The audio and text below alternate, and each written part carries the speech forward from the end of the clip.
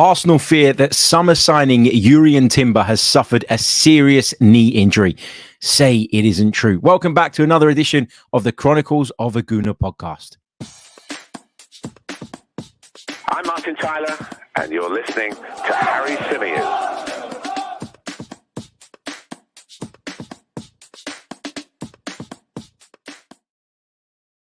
Hey everybody, how's it going? Welcome back to another live edition of the Chronicles of a Gooner, the Arsenal podcast, part of course, the 90 Min football family. As ever, I'm your host, Harry Symeou, and it looks as though we got a bit of a problem. A bit of a problem with Jurrien Timber, our summer signing. And I have to say, the one that's probably settled into the team best, quickest, the one that, I think a lot of people kind of allowed to kind of slip under the radar over the course of the summer, but somebody who certainly adds lots and lots to our team and lots to our squad. This is desperately unlucky. This is something that maybe could have been avoided. We'll get into that discussion and that debate during this next hour or so. Looking forward to hearing from you guys in the live chat as well. But yeah, not the news that we wanted, certainly. Of course, let's be clear that at the time of recording, Arsenal officially, the football club themselves, have not put anything out with regards to what Jurrien Timber's injury is, how long he's expected to be sidelined. There is no official confirmation on any of this at this stage, and it is important to note that. But rumours began flying around a little bit earlier today. That's Monday afternoon. The story started to gather pace. Arsenal fans took to social media to express their disappointment, frustration at the news that Jurrien Timber could be facing a long spell on the sidelines. And just before we went live, the Daily Mail put out a report, Sammy Mockbell coming up with some information on that. James Benge over at CBS Sports has also put out a report in the last 15 minutes or so. And it feels like most people's fears are becoming a reality, that Jurrien Timber has indeed suffered a long-term injury. Look, we'll get into those reports. We'll break them down all in this next hour. We're also going to be doing a bit on Mikel Arteta's tactics at the weekend. That was going to be the leading feature on this edition of the podcast. That was my plan. That's why maybe when some of you got the notification that we were going live, you would have seen Thomas Partey as the big picture in the thumbnail. We were going to really go into and break down Thomas Partey's role at the weekend, whether that's something we might see going forward, all the rest of it. We'll still do that feature, but it is no longer our top story, because our top story this afternoon is with regards to Jurrien, I should say, Timber, after he confirmed that you should pronounce the J. Lots and lots to get into. We're going to be breaking it all down, as I say. Don't forget, if you haven't done already, if you're a regular especially, you know what you're going to get out of this episode of the Chronicles of a Gooner, Arsenal chat. So please do leave a like on the video. It really does help. Subscribe to the channel if you're new as well. We continue to crawl towards that 30,000 subscriber mark, which we'd love to get to sooner rather than later. And if you're listening to us on audio, well, then please do leave us a review as well. That really does help. So on this show, we're going to talk Timber. We're going to talk Partey's role and Mikel Arteta's tactics at the weekend. We're also going to talk Folarin Balogun, Kieran Tierney, David Raya. What's the latest on all of that? And then we're going to take your questions towards the back end of the show as well. Nice to see lots of you joining us. It's a shame that the news we're going to discuss isn't all that great. But anyway, let's share with you guys then what is being reported at the moment. So, according to Sammy Mockbell of the Daily Mail, there is growing concern at Arsenal that summer signing Jurrien Timber suffered a serious knee injury on his debut, Premier League debut, of course, in Saturday's win over Nottingham Forest. He is set for a lengthy spell on the sidelines. Now, if I go over to James Benge, he also put out a piece on this. Here we go, James Benge. Where is it? There we go. Here's his piece. After initial scans, Arsenal fear that Jurrien Timber has suffered a serious knee injury. Further assessments, though, could be required in the coming days to assess the possible damage to a meniscus. So whatever way you look at this, whichever way you package it up, however you try to decipher it, it looks like bad news for Jurrien Timber. And I have to say, that was my initial gut feeling when he came off of the pitch at the weekend.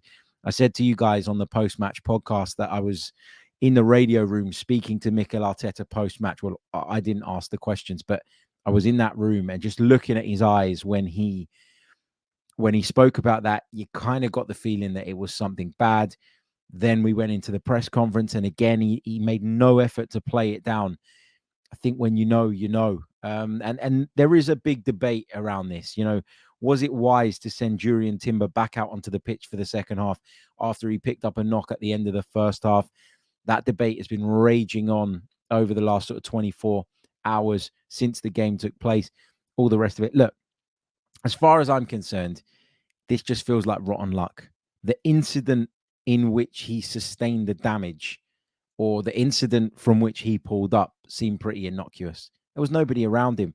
You know, it wasn't a challenge. It didn't even look like that awkward a movement. You know, Mikel Arteta described it as a weird movement, and I kind of get what he means. But, I mean, I needed to see a replay to kind of figure out that, you know, it might have been a slightly awkward twist or turn. Yeah, I don't know. It's obviously bad news. We're going to talk about how we cope with this injury, because for me, he was the one and is the one that will play at left back in the absence of Zinchenko, who clearly wasn't fit enough yet to be a part of the squad on Saturday. There have been concerns about his fitness for a little while. He missed a number of games last season through injury, which was obviously disappointing. Can we rely on him to be fit week in, week out? You know, we paid a lot of money for Zinchenko. He's not exactly at the back end of his career. We need him to step up, and we need him to be fit and available. And look, if Zinchenko's fit and available every single week, then I don't think that we're going to miss Jurrien Timber desperately. But we can't rely on Zinchenko, based on recent evidence, to stay fit week in, week out. I don't think Tomiyasu's quite as comfortable playing in that left-back position when he's asked to do that inverted role.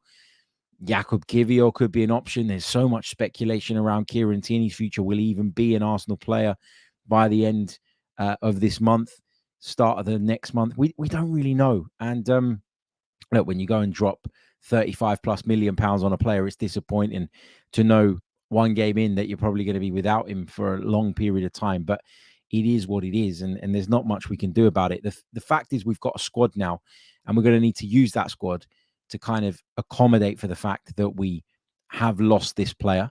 As I say, no official confirmation from the club at the moment. Kenny in the chat says, I thought Harry had some information. I don't have any definitive information. I don't have a yes or no with regards to whether this is true. But I do trust people that have, or the people that have been telling me over the last few hours that this looks quite bad and is of real concern to Arsenal Football Club. So I'm not hopeful, if I'm honest, that we're going to get an announcement from the club that completely squashes this and, you know, says, hey, you know, this is not true. He'll be back in a few weeks.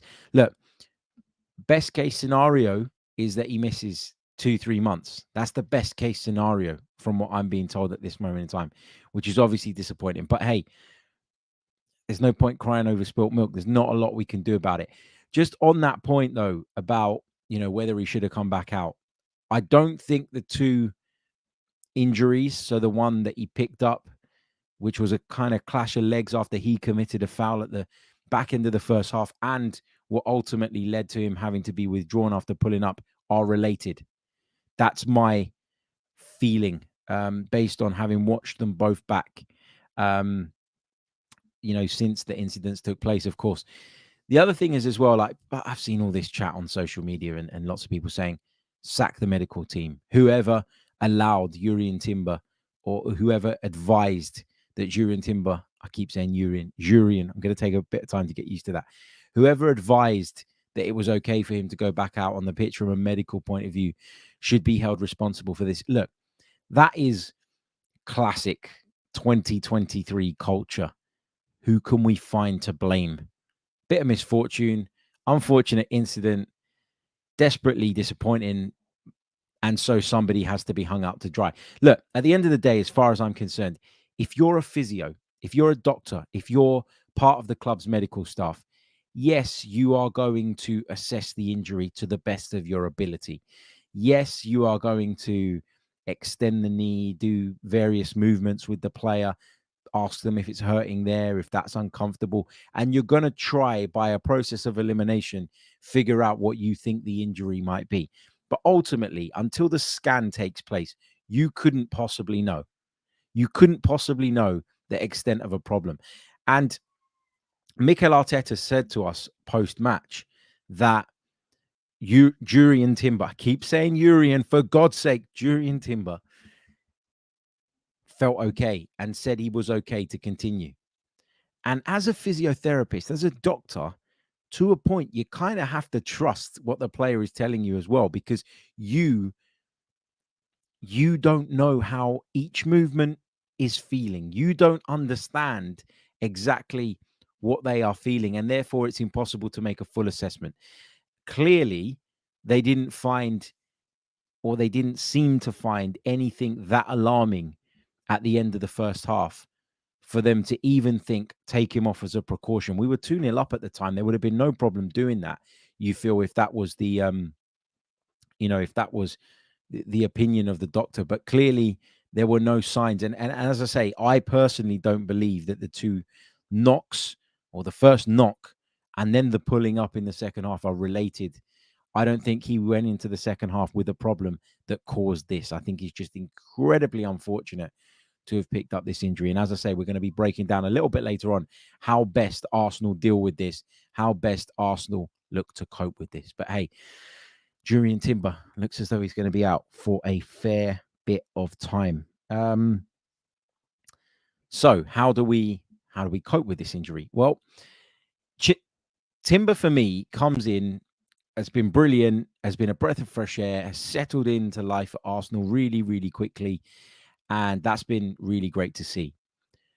Do I think that Timber would have started the game on Saturday and the game on the Sunday prior against Manchester City in the Community Shield final if Alexander Zinchenko had been fit through pre-season, and if Alexander Zinchenko had been available and ready to play? I don't, because I don't think Jurrien Timber was brought in to play at left back. I think he's been brought in partly because of his versatility, which means he can cover those positions when you need him to.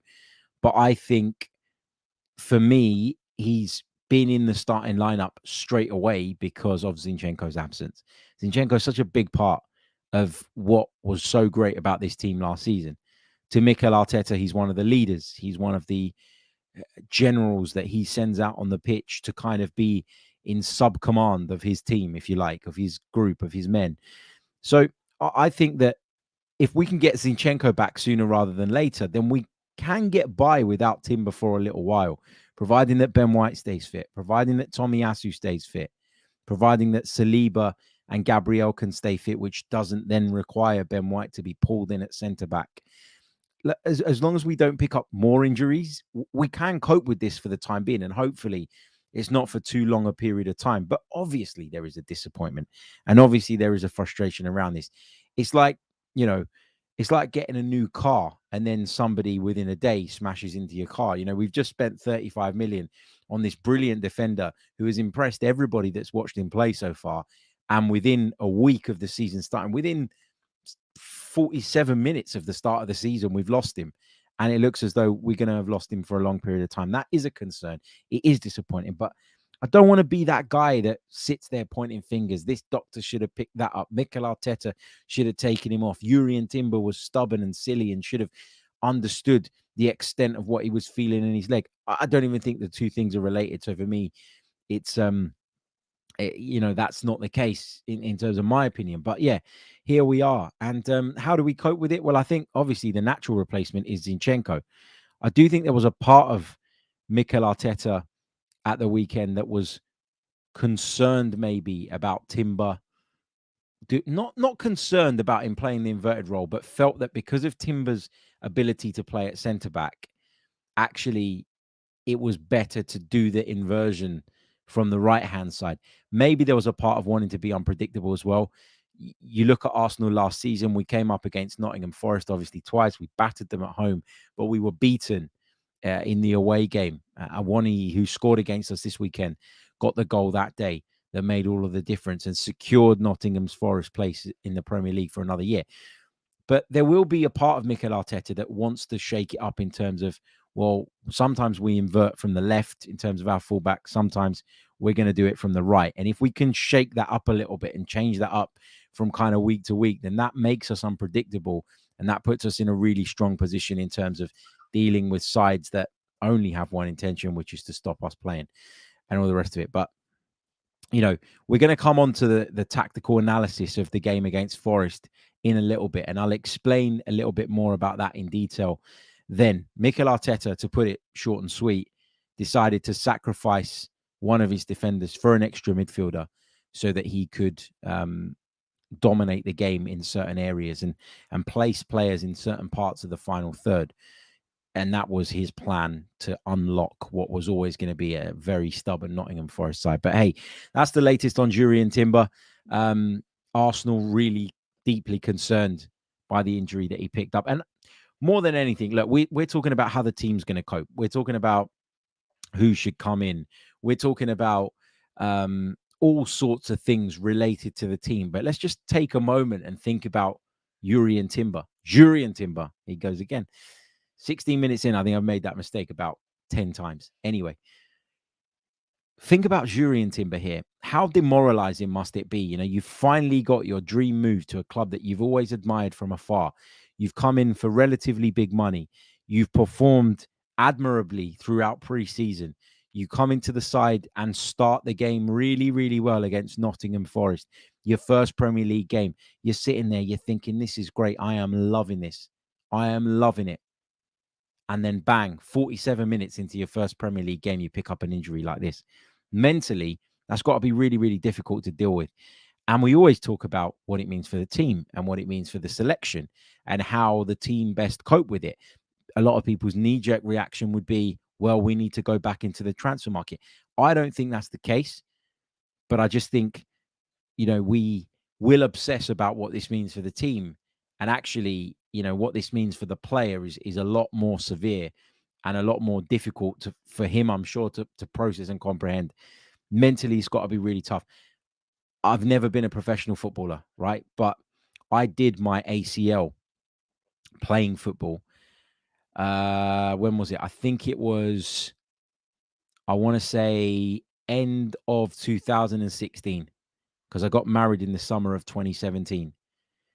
And even when I got married in the summer of 2017, some 6 months on, maybe slightly more, from doing that injury, my knee didn't feel quite right. Now, obviously, I didn't have Arsenal overseeing my recovery and all the rest of it. But if I think about how my 2017 started, where I was on crutches, I was, limited to doing very little. I was unable to enjoy some of the things that I normally enjoy. I found that mentally really, really tough, like really tough. And I'm not as active as Jurrien Timber. My livelihood is not based on my ability to run around a football pitch and be competitive. So if I felt like shit like that, then I can only imagine what a pro feels when they pick up an injury like this. And I think it's really important that we point out how difficult this is going to be for Jurrien Timber, and we spare a thought for him, of course, as Arsenal fans. Look, we're going to take a really, really short pause, and then we're going to move on. We're going to talk about Arsenal's tactical approach to the game against Nottingham Forest. We're going to talk a little bit about Kieran Tierney. Folarin Balogun is on the agenda as well. We'll touch on Kai Havertz's role in this system. We're going to talk David Raya. Why on earth hasn't that been announced yet? Knowing my luck, it'll be announced as soon as we finish this podcast. But anyway, we're going to get into all of that stuff in just a mo. So please don't go anywhere. We will be right back.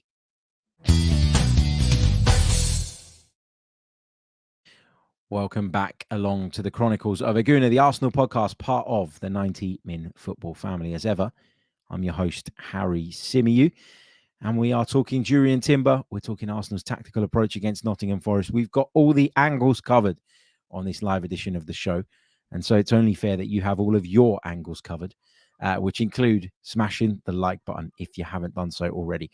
I hate asking. I know people hate the fact that I do ask. I get loads of shit for it in the comments and everywhere else. But honestly, it really, really, really, really does help in terms of the channel and how healthy the channel is in terms of being recommended and all the rest of it. So please leave a like on the video. Let's aim for 250 likes. There's more than enough of you watching to be able to achieve that really, really easily. In terms of subscribers, we're on about 19,200 here on the YouTube channel now. So we're about 800 away from hitting that 30,000 mark, which would be amazing. If you could help us get there, I'd be eternally grateful. Not going to read out Lovely Lion's comments, but yeah, I mean, the sentiment is there, not quite how I would have put it, but anyway. Also, if you're listening on audio, please do leave us a review as well, because that is very, very much appreciated and also really, really does help. Anyway, let's do it then. Let's talk about Arsenal tactically just the other day, because of course the Gunners sprung a little bit of a surprise. Mikel Arteta sprung a little bit of a surprise with regards to how he set the team up in that game. Let me just bring this up on your screens so you can see. I would recommend, if you are listening on audio, and I know that there are people that always listen on audio and, you know, you won't want to change that. But when we do these kind of tactical analysis pieces, it really, really does help if you can see the visuals. So if you are an audio listener only, then why not come over to the YouTube channel, subscribe to it, it's free, and check this out, because I think you'll understand a little bit clearer what I'm kind of getting at if I can show you the visuals to go along with it. So when we looked at the team sheet, when the lineup was put out, it was Ramsdale, Timber, Saliba, White, Partey, Havertz, Rice, Odegaard, and Nketiah, Saka, Martinelli. And the first thing that came to mind was, where is Gabriel? What has happened to him? There were rumors the day before that Gabriel had picked up some sort of injury and was unlikely to be available. I did wonder if that was a thing when I saw his name removed from the starting 11, but I was told by Mikel Arteta post-match, when I put it to him directly, that the decision to leave Gabriel out of the side was purely tactical, and there is no concern, no issue, no worry around Gabriel's fitness, which is obviously good news. Then we were trying to figure out what that meant for the team. Now, I'd spoken to various people in the ground before kickoff. Some said that they thought that Declan Rice was going into centre-back because that is what was being portrayed by some of the websites where you can go on and check the lineup. You know, they draw the team out, whatever. I felt personally straight away that Partey, looking at how things kind of went at the end of last season, was going to be asked at times to drop into the right back position. I thought that it would be mostly a back three for Arsenal when we were on the ball, and that Partey would go into midfield, invert from the right-hand side, use Timber's ability to play at centre-back and sort of instruct him to drop into a back three when it suits, and use Partey to go in and out of the midfield. So Arsenal varying it up, shaking it up a little bit, making that inversion from fullback, but this time from the right-hand side. And listen, Arteta talks about it all the time. We need to be unpredictable. We need to be versatile. And this certainly feeds into that, I think. So this is how the team looked off the ball, at least on paper anyway. Ramsdale in goal, Partey sitting in the right back position, out of possession, becoming part of the midfield when we had the ball. And there is a reason for this. We came up against a Nottingham Forest side that played essentially with a back five. Now, it looked on paper like it was a back three with two wing backs, but when you're away to Arsenal and you're Nottingham Forest, with all due respect, you know what that means. Steve Cooper himself spoke post-match and, you know, made it clear that actually Nottingham Forest were quite happy to give up possession for a lot of the time. And I'm going to share with you guys just quickly some of the statistics from the game, because I think this is really, really important. Lots and lots of people, lots and lots of friends of mine were worried by the fact that, you know, it wasn't this runaway win for Arsenal, and maybe it should have been. And I agree to a point, and I agree to a degree. But when you look at these statistics, and when you watch the game back with a calm head, having not been through the mill of, you know, the reactions and the feelings and emotions that you go through in game, you will see that Arsenal completely dominated this game. And that was the intention. That was the idea behind setting up the way that we did. Look at this. 78% of the ball Arsenal had. 78%. That is an awful lot of possession. 15 shots in comparison to Nottingham Forest's 6 attempts at goal. They managed just 2 attempts on target. We only managed 7, which is obviously less than half the amount of efforts that we had at goal and all the rest of it. They managed 3 corners. We managed 8 during the game. But the point I'm trying to make by showing these statistics is that Arsenal dominated and controlled this game. And one of the big reasons that they were able to have 78% possession, apart from being better than Nottingham Forest, is, of course, because of this inverted role that our fullback was playing, because of the role that Thomas Partey was asked to play throughout the afternoon. So let's break it down in a little bit more detail. So let's go back to the tactics board. So Arsenal want to occupy defenders, right? Where Mikel Arteta tries to figure out how to break a team down, and I've listened to him speak about this before, and I feel like I'm at a point where I understand it now. I felt like I understood it last season, but obviously the more you see something, the more you become familiar with the system, the more you can relate to it, and the more you can identify the requirements of it, the strengths of it, the weaknesses of it. So when you play against the back 5, this is how Mikel Arteta will see it, right? You want to occupy all of the spaces. You want to put yourself in a position where you are one-on-one with defenders. He wants a player up against every single one of those defenders so that it comes to a point where we are looking to win our individual duels, as Mikel would say. And if you win your individual duels, then you will come out on top. You will create chances. And if you can play in between the lines, and if the interplay is right, you only need to peel off of one man. And it kills defenses, because one of the primary principles of defending, if you think in a kind of traditional way, is having a spare man. It's why teams like to play with a back 5, because they want to have spare men, not just to deal with the centre forward, but also to be able to go out and support the wing back or full back when they're faced with a tricky winger. Having a spare man is one of the fundamentals when it comes to defending. That's what teams want to have. Nobody wants to take the risk of having all their players left one-on-one, because you lose one duel, you are done for. Okay? Now, Mikel Arteta would have looked at the way that Nottingham Forest were going to line up. He'd have been well aware that they were going to play with a back 5. We'd spoken about it in the build-up to the game, and he'd have felt that he needed to occupy all of these defenders. So Eddie Nketiah played as the 9. Saka played on the right-hand side, and Ola Aina was the guy that was tasked with trying to keep Bukayo Saka quiet. Those two, I thought, had a fascinating duel at times, although, Saka came out on top. I thought it was interesting when Ola Aina sometimes ventured forward to watch how far back Saka would go with him. And Saka, to his credit, always puts in a shift and works hard. Martinelli was playing on the right-hand side, and he was up against, one second, his name escapes me for a second. He was up against Serge Aurier. How could I forget his name? Horrible player, based on his Spurs connections. Anyway, he was playing on that side, right? So Martinelli having to go up against him.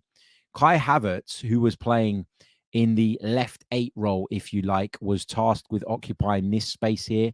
And that meant that one of the centre-backs had to go out and deal with him, had to go out and confront him, wasn't able to be a supporting figure to the guy that was playing centrally, Worrell, in dealing with Nketiah.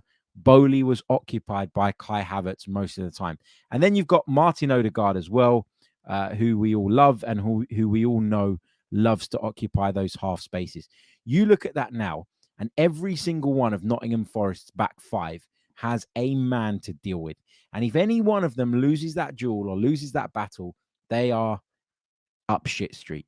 And that's the idea. That's the thinking behind what Mikel Arteta is trying to do here. Add to that Declan Rice goes into the midfield. That nullifies one of their 2 central midfield players. Thomas Partey comes inside and does that as well, which nullifies the second of their midfield players. Forest want to double up on Saka, which means now that Morgan Gibbs-White has to come back and help out Ola Aina on that side. Nobody wants to leave Martinelli one-on-one, and that means that on the other side, Danilo had to do something very, very similar to help out with Gabriel Martinelli.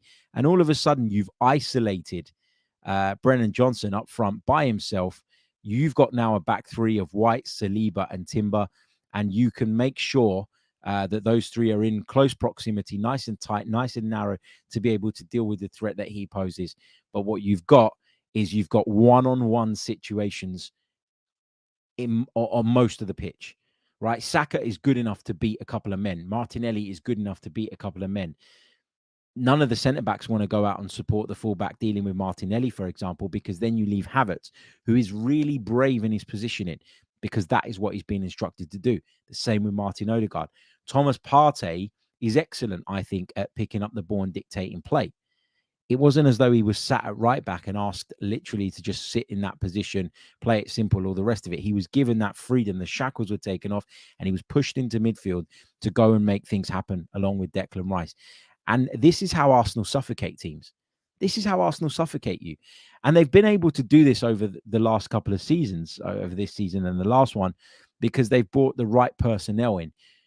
Forest's only way out of this is to go long, is to go direct. And if Matt Turner opted to knock a ball out towards the left-hand side, Arsenal's left-hand side, Timber could go across and deal with it. He's got the pace. You'd back him in a one-on-one situation. Then he can have support from Saliba, who could tuck across. That means Ben White could come back. Partey will make that move back into the right-back position. Arsenal have the players now to be able to deal with long balls, long aerial assaults, and then cover each other and shapeshift in a way that means they can get back. This is more like what Arsenal's system actually looked like in play, for those of you that are watching us on YouTube. A back three, a midfield duo of Rice and Partey, and then literally a front five who are all in line with one another. There isn't any hesitation. They're not doing it half-assed. You don't see Kai Havertz kind of making that run forward and sort of half doing it and getting lost in no man's land. No, there were times, particularly in that first half, where Arsenal were playing really, really well, where he was literally standing on the edge of Nottingham Forest's penalty area. This is what Mikel Arteta wanted to achieve by playing the way that we did. And for the most part, it worked. We got caught on the counter-attack from a corner and we conceded a goal, which made the game a lot closer than it needed to be. But again, I go back to the point I made earlier. Arsenal dominated, and that dominance comes in large part from playing this way. Now, this is not a brand new idea. This is not something that Mikel Arteta cooked up over the summer. We saw this really, really often last season as well. The only difference was that we were doing it from the other side. So Zinchenko would be the one doing what Thomas Partey did. And we were reluctant. I don't know if we were reluctant, but having Zinchenko in the side meant that he was always going to be the guy that we went to for this. Him being out of the side and Timber being naturally a central defender probably made Mikel Arteta feel, actually, this is an opportunity to try it and do it from the other side. And Partey, who I don't trust at right back defensively, certainly has the ability to step into midfield and dictate a game. And when he does it from that position, meaning he's not picked up, he hasn't got someone pressing him every time he gets the ball before he's even had a chance to look over his shoulder, I think that gives him freedom. And that freedom allows him to play in a really, really effective way. As we saw at the weekend, I thought Partey was great on the ball and in midfield. So, yeah, this is the idea. This is not something new, as I say, but it is something that probably needs to be tweaked in certain games. You know, this was against Nottingham Forest at home. You can get away with it. Hence why Mikel felt that it was okay to sacrifice Gabriel and play this way. You go to Anfield, you don't play this way, as far as I'm concerned. Mikel will probably do it because he's bold and he's brave. And I'd argue that Zinchenko doing it from the left means that when he is required to drop back into the fullback position, as Thomas Partey was at times at the weekend, Zinchenko fits better in at left back than Partey fits in at right back, because he's played that position a ton of times. Okay, he isn't by nature necessarily, but he has played as a fullback for a long period in his career. So yeah, I think this is what the tactical approach was. It clearly worked, and I thought it was brilliant. Nase says, why wouldn't you do it at Anfield? I mean, the general principle would be applied at somewhere like Anfield, but it needs to be tweaked. It can't be this bold. It can't be this brave all the time, in my opinion, because Liverpool won't do what Nottingham Forest are doing. Liverpool will sit with a back four and we'll leave Salah up the pitch, and we'll leave Luis Diaz up the pitch, and we'll leave Jota up the pitch.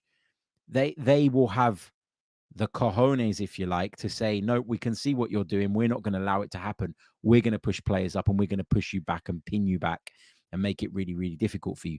Sides like Nottingham Forest, with all due respect, who come to the Emirates and think a draw would be a wonderful result. And listen, that's fine. That's where they are. You know, they just about avoided relegation last season.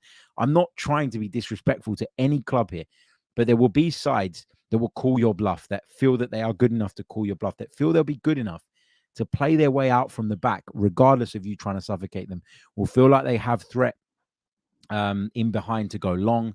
Brentford did that to us at the Emirates last season, where they just went, we ain't even going to try and play this way. We're just going to go long. We're just going to ping it over the top, and we're going to cause you problems that way. You have to be adaptable. It's something we were screaming out for last season. And I think Mikel Arteta is bringing that to the table this season by just changing where the inversion comes from and all the rest of it. So, yeah, that's what I made of Arsenal's tactical approach yesterday. We're going to take another really, really short pause. I promise it's just going to be a second or so. And then we're going to talk Balogun. We're going to talk Tierney. We're going to talk about Tierney's future and how it actually relates, I think, to the Jurrien Timber news. We'll get into that. We're going to talk about David Raya. What's the hold up with that? Why hasn't that been announced? And then we're going to take your questions from the live chat box as well. Remember, like, subscribe, all the rest of it. Don't go anywhere. We will be back in just a sec. Welcome back along to the Chronicles of a Gooner, the Arsenal podcast, which is part of course, the 90 Min Football Network. As ever, I'm your host, Harry Symeou, and bad news sort of circling this afternoon, but we're trying to stay positive as best as possible. I do want to mention, before we continue on through the show, what an absolute pleasure it was to meet some of you yesterday at the Gooner Talk TV's live podcast in North London. It was a brilliant event. It was splendid. I loved it. I loved it. I'm massively thankful to Tom for organizing it and bringing so many people together. And the great thing is that me and Tom have a lot of the same listeners, and to be able to kind of meet people that I only see their names in the chat box, for me, is amazing. And it's always kind of a little bit awkward on my part, and I apologize for that. I really, really do, because often people come up to me and they say, "Oh, hi, Harry. I'm so-and-so." And I know the name. Of course I do, because I see it in the chat box. But I don't see your face. And there's a part of me that feels guilty that I don't know who you are without having the name there. And that drives me mad. I hate that. It feels like I'm being bloody rude, and I'm not. And I promise I'm not. It's honestly great to meet you guys, and what a community Tom's built there. It's unbelievable. The event was great. Fantastic people there. The podcast was good fun as well. I'm sure Tom will be releasing parts of it over the coming days as well. So stay tuned for that. And hopefully we can do it all again soon. It's just great to, just great to see so many Gooners in one place. Lots of great discussion, lots of great chat. Yeah, wonderful, wonderful night. Okay, let's do Folarin Balogun first. What's the latest on Folarin Balogun? The truth is nothing, if we're being honest. And this is causing a little bit of concern now. There are reports, rumors, suggestions that Monaco could be about to submit another offer for him, after it was reported last week that the Gunners had turned down an offer from the French club for the striker. Of course, he really did make an impression in Ligue 1 last season. So you can understand why there are clubs circling, and why there are clubs that would have seen him up close last season that are interested in his signature. Truth is, and people might shoot me down for this, I feel like Arsenal are being, how do I put this? In comparison to the market, they're not, right? And that's what people are going to say to me. But I feel like the market's gone bloody bonkers. I really do. Look, Moises Caicedo, good player, £115 million. Absolutely not. 60 million for Romeo Lavia. No, not having that at all. If I were Chelsea and Liverpool, I'd have walked away from those respective deals. I even say all the time, and I said it to you guys when we done the deal, that we probably slightly overpaid for Declan Rice as well. Like, I'm not afraid to own that. That's the market now. And if you really, really want someone, you kind of have to go above and beyond to make that happen. But I mean, if we're asking for 50 million for Folarin Balogun and we're not going to entertain any offer below that value, then I think we're going to struggle to offload him this summer, because I don't think anyone's prepared to pay that. And I always say this, it's not about the valuation that you put on someone. It's about the valuation that somebody's willing to meet, because that valuation that you come up with in your head, that fantasy valuation, means absolutely nothing if nobody's willing to pay that. And I don't think there is a club out there that will pay 50 million Great British pounds for Folarin Balogun. Might get close to 50 million euros if you're lucky, but you're certainly not going to get 50 million pounds. That's my opinion. I do expect over the course of the next couple of weeks for Arsenal to slightly compromise on that valuation. The player doesn't want to be here. Mikel Arteta isn't going to use him at this point, you don't feel. Eddie Nketiah is ahead of him. Kai Havertz is ahead of him in terms of playing at centre forward. Gabriel Jesus is obviously sidelined at the moment, but when he's available, he will undoubtedly be ahead of him in the pecking order. And so, Balogun wants to go, let him go. Spurs have been linked with him today, and that's why I wanted to talk about this. No, no, we're not giving him to Spurs. Come on. The only way I would ever even entertain that idea if I were Arsenal Football Club is if they came in with a ridiculous offer. And by ridiculous, I mean 50 million pounds plus, because I think anything above that in pounds would be nuts in terms of spending on Folarin Balogun. We know they got the money now. They just shipped off Harry Kane for 100 million. So, yeah, but look, I don't think it's going to happen. I don't think Arsenal would sanction that deal. I don't think Tottenham would want to pay the premium that would be required to take away a player from their fiercest rivals. So I don't think this is a goer. I actually can't believe that this has even been discussed. It's one of those classic examples of, I don't know anything. I haven't got any information. So I'm going to get 2 + 2 and I'm going to come out with 6 and see if anyone notices. Tottenham needs a striker. Okay. Arsenal need to sell Balogun. But that's about as far as this story goes, as far as I'm concerned. So, yeah, that's where I'm at on that. No update in terms of any move being close for Folarin Balogun, but I still do expect him to leave. And I do expect, as I say, Arsenal to just lower their valuation a little bit as the window moves on. Let's discuss Kieran Tierney, because talk of him joining Newcastle has resurfaced again. It went quiet, didn't it, for a long period of time. A lot of us felt that maybe there'd been a U-turn on Kieran Tierney and what's going on there. He is not a part of Mikel Arteta's first choice defense. That's clear. He wasn't even in the squad on Saturday, I beg your pardon, which maybe is indicative of where the club are at and where he's at in terms of his headspace right now. Lots of chat about Real Sociedad being heavily interested, but also when you delve into that story and you look at it in a bit more detail, it becomes apparent and clear that they don't have the money to buy him and they are looking for a loan deal. Maybe that includes an obligation to buy. Maybe that includes an option to buy at the end of it. Unless Arsenal are going to guaranteed get money in for Kieran Tierney. And that can be tomorrow or that can be in a year down the line, because you can earmark those funds against other deals, all the rest of it. Unless Arsenal are going to guaranteed get money in for Kieran Tierney, then as far as I'm concerned, particularly given the news about Jurrien Timber, you do not let him go. You do not let him go. The way that we played on Saturday, where the right back was the one that was going into midfield, if worse came to worse and push came to shove, Kieran Tierney could be that left centre-back, the one that plays on the left, that sits at full-back when we're without the ball, comfortable, that he's a position that he's very comfortable in, and becomes a part of a back three and becomes a left centre-back, essentially. I'm more comfortable with Kieran Tierney doing that, being a left centre-back, when the right-sided player is going into midfield, than I am with him being the one asked to invert. Because I just don't think he looks comfortable doing that. I don't think he's got the vision to play that. I don't think he's got the line-breaking passes in his armory that Thomas Partey does, or anybody, or Jurrien Timber does, or whatever. So, yeah, in that instance, in that setup and in that shape, I actually think Kieran Tierney can still do a job for us, despite him maybe falling by the wayside as Arsenal tactically have evolved over the last year, 18 months.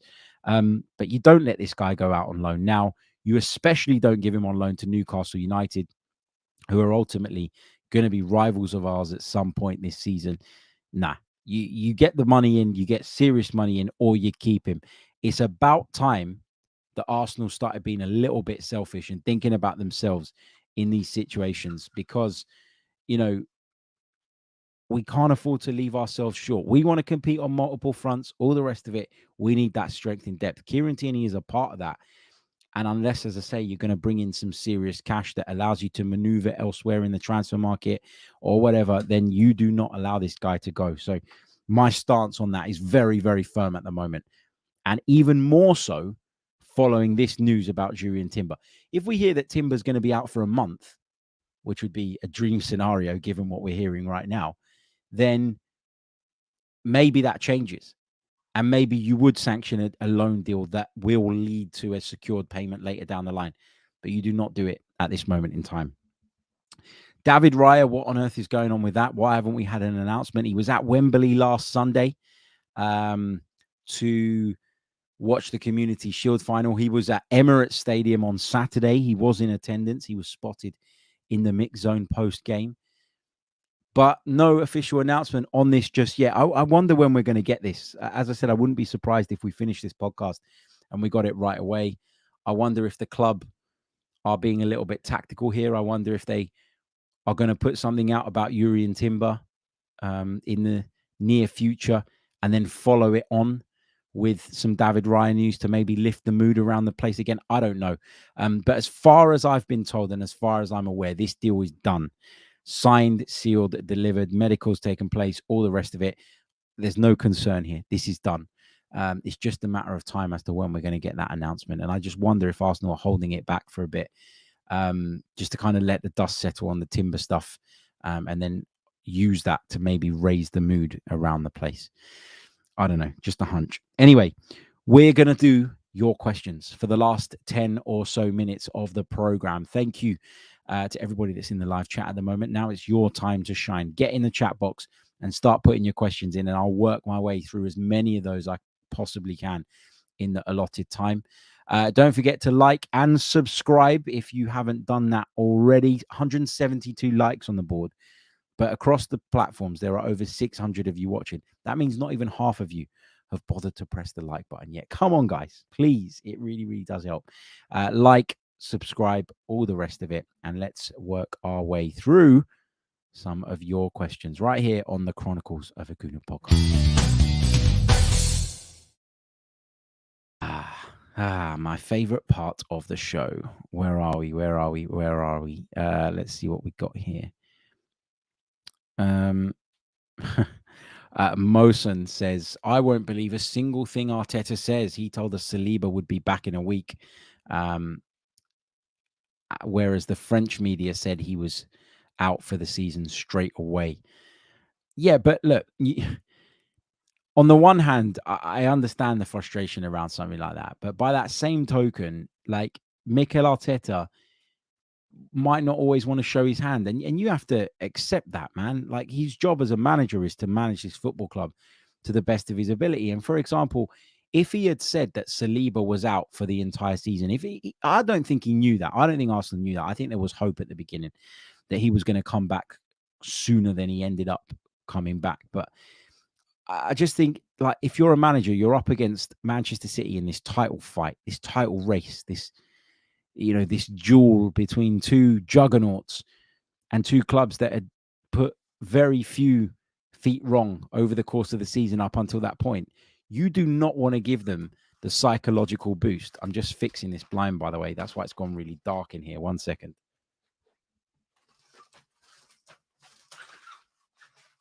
There we go. Let's raise the blind a little bit. It's gone dark outside all of a sudden. You do not, if you're Mikel Arteta, go, by the way, City, whilst we're up against you in a title race, we have just lost our best player for the remainder of the season. What a boost that would have given Manchester City. You can understand why he didn't want to put that out, even if he knew it. As I say, I don't think at the very beginning anybody knew or anticipated that Saliba would be out for as long as he was. I think people feared it But I think there was always that optimism within the camp that they'd be able to get him into a place where he could see out the season. And unfortunately, it didn't happen. Diego says, why not Rice as a centre-back off the ball instead? Yeah, that is an option too, but I wouldn't necessarily like to see Rice playing as the left centre-back, given how right-footed he is. Timber is right-footed, but he's a little bit more cute in his movement, and I think it would be less of a problem for him.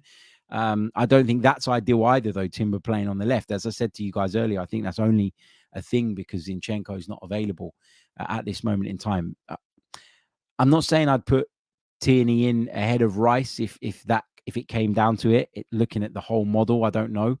But the point I was making about Tierney is that I trust him as a centre-back, as part of a back three, not in a two, but I trust him as a third centre-back more than I trust him as the guy asked to go into midfield and play that hybrid role. So yeah, but Rice is not a bad chat. And again, it's another option, isn't it? And it highlights the versatility point that we keep banging on about. Steve says, is Kieran Tierney's game time more important than wins for Arsenal? Absolutely not.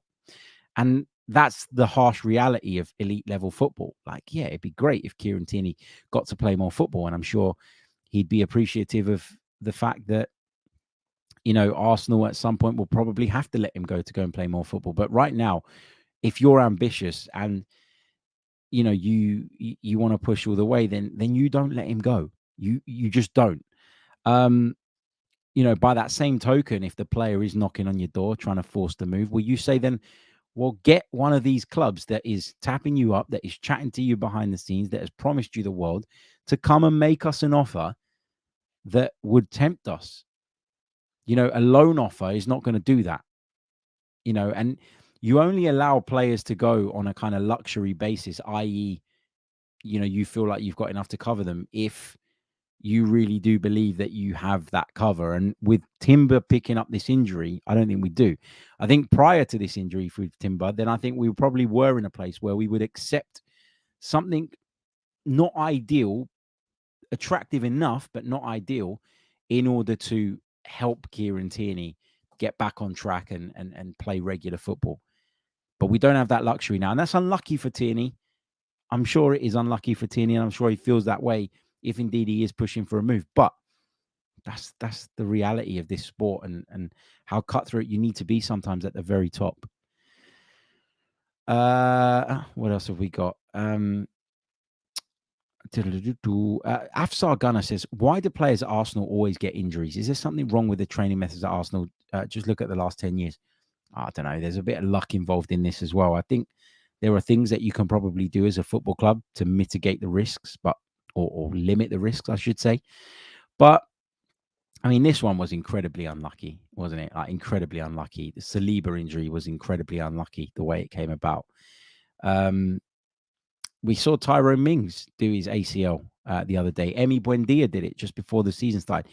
These things are so, you know, they're so common nowadays that it's unfair to point at Arsenal and say, well, Arsenal must be doing something wrong, and that's why we're in this position.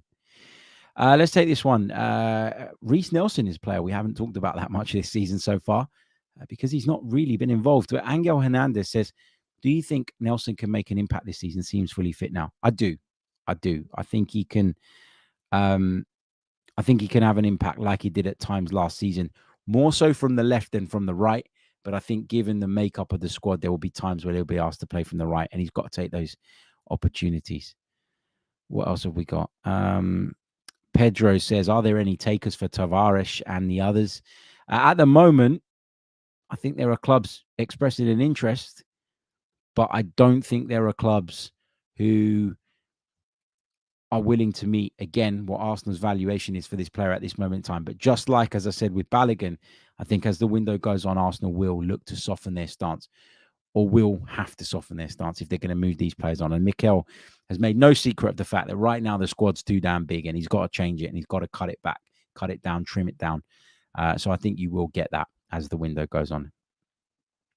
Let's take this one from Boyega, who says, do you think Timber's injury will influence the position our last signing will be in. I think Raya's probably would have been the last signing.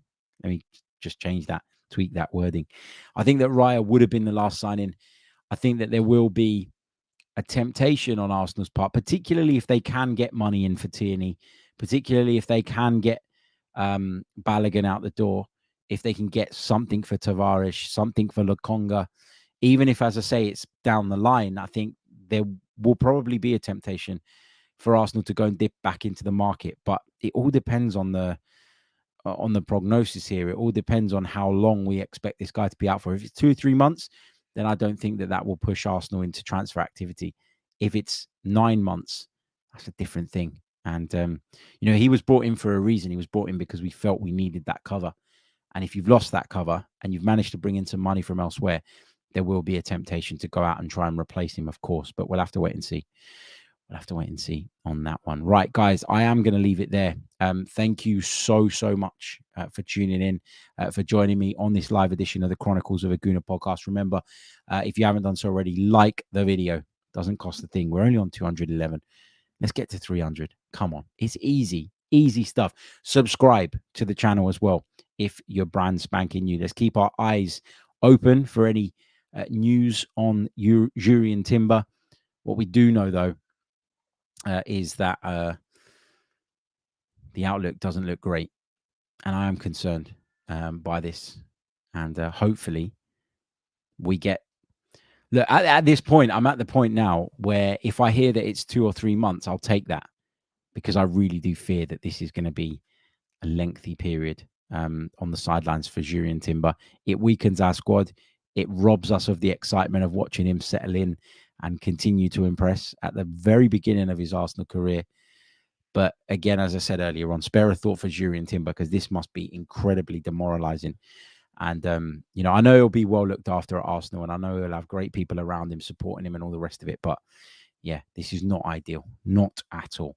Thank you all for tuning in once again. I'll catch you all soon. And until next time, take care of yourselves and goodbye. Have a great evening. I'm Martin Tyler, and you're listening to Harry Symeou.